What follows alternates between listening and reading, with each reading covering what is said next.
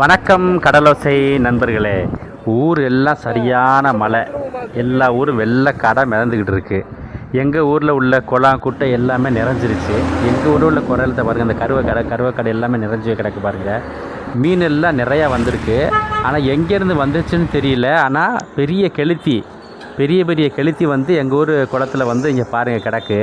அது எப்படி வந்துக்கிட்டு இருக்குன்னு பாருங்களேன். அப்படியே மேலே வருது, அப்படியே ஆண்டு வாயை பிளக்குது, அப்படியே கூட்டமாக வருது, அப்படியே உள்ளே ஓடிடுது, திருப்பி மறுபடியும் மேலே வருது. அப்படியே ஒரே இடத்துலையே அது விளையாண்டுக்கிட்டே இருக்குது, இறை பிடிச்சி தின்னுக்கிட்டே இருக்குது.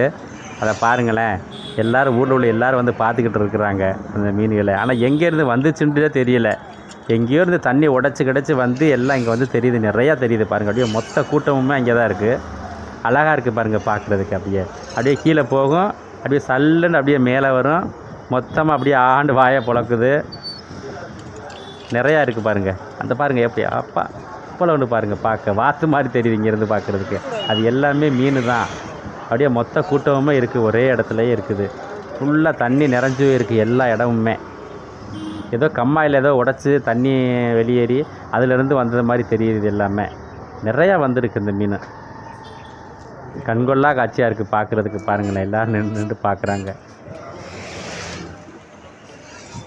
இதை பாருங்கள், அப்படி எப்படி இருக்குன்னு பாருங்கள். சிகப்பு கலரில் இருக்குது, சின்ன சுறா மீன் மார்க்கில் இருக்குது. இது வந்து கெளுத்தி மீனுன்னு சொல்லுவாங்க, கம்மா கெளுத்தி.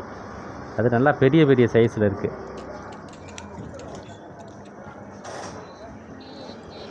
பாருங்கள், மொத்தமாக இருக்குது பாருங்கள்.